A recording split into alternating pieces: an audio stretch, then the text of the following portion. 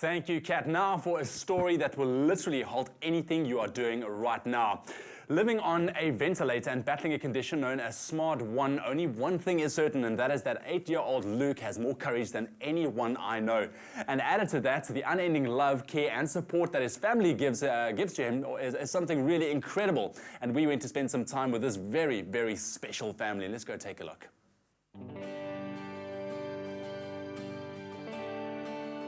We're at the home of Luke de Villiers, a little boy who suffers from a rare condition called SMARD1. It inhibits the use of his diaphragm, and a ventilator is used to pump oxygen into Luke's lungs. Graham got to know the family. Bro, I'm loving your man cave here. This is awesome. I'm guessing you love your Disney stuff. Who are your favorite characters out of all of these friends you've got adorning your walls? Knuckles. Knuckles. Let's give you Knuckles, actually. I'm going to put Knuckles right here. I dig Knuckles. There we go. And keep Knuckles right there. With Luke, the major consideration with his condition is that being ventilator dependent, he needs to have somebody with him all the time.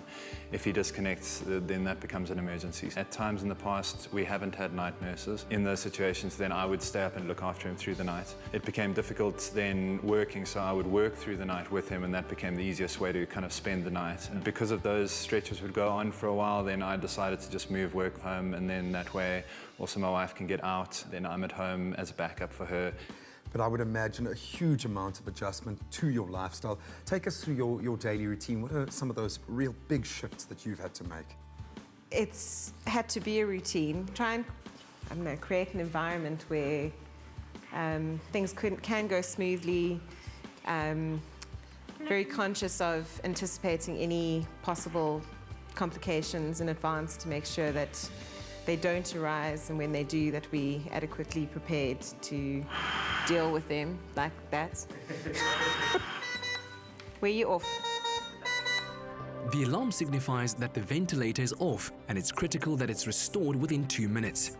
The whole family is attuned to the sound. Now, looking at how relaxed you guys are when the beeps sound, when a potential emergency rises, my heart is sitting in my throat. You guys seem to just take it in your stride. That's part of thinking through everything in advance, making sure that we have everything in place. It allows us to relax a lot more than we would if we weren't prepared. Besides his parents, brother and nurses, Luke's dog Obelix never leaves his side. He's on guard and alert 24/7, a loyal companion and friend. What's the best part about your day? What do you enjoy the most? Put it this way, games, get games, get games, and games again. There's a game with Knuckles, and that is my favorite game. Cool, you're gonna have to give me a bit of a masterclass just now, I think. You met me and you be like you are my best friend. Can you play? My bro, my channel. Honorary brothers for a day. Luke has a bright sense of humor, and at the end of the day, he's just a kid who loves to play. Now, of course, this is a massive undertaking that cannot happen without support. You guys have had help along the way. Take us through that. When we were in hospital, we were obviously just sensory overload with the whole condition. We didn't know what it really meant.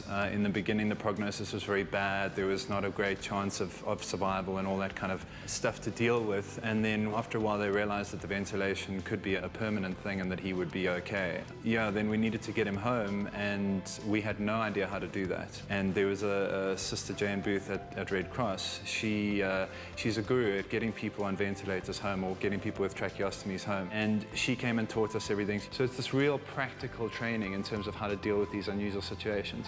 Most people would be too scared to even embark on what she's doing because of the risk that she's putting in people's hands, but she has this confidence about her that just makes you feel comfortable. And this is what she does.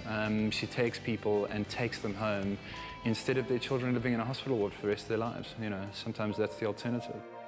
For many families and patients, Sister Jane Booth is a lifesaver. She runs the Breathe Easy program that has helped hundreds of children with tracheotomies return home.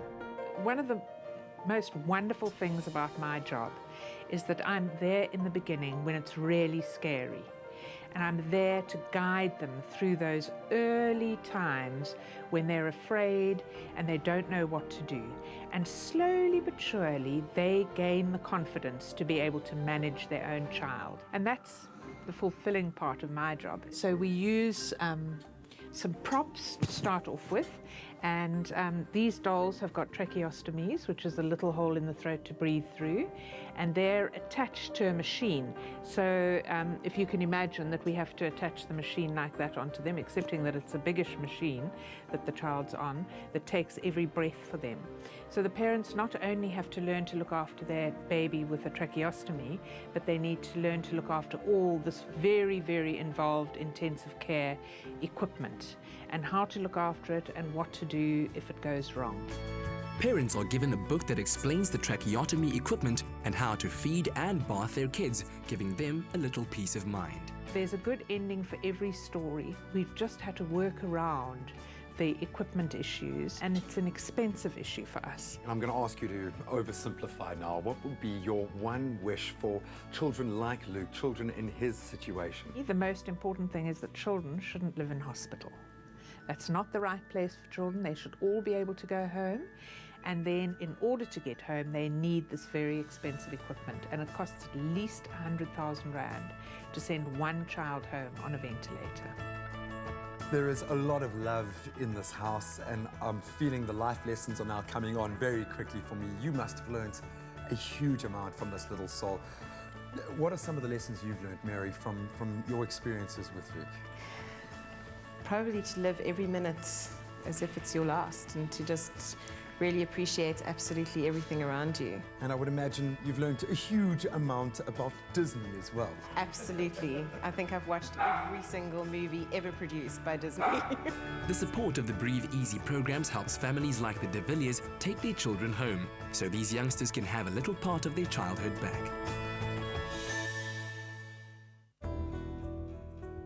By supporting the Flower Valley Conservation Trust, that's where we found goodness. Pick n Pay, always there for you.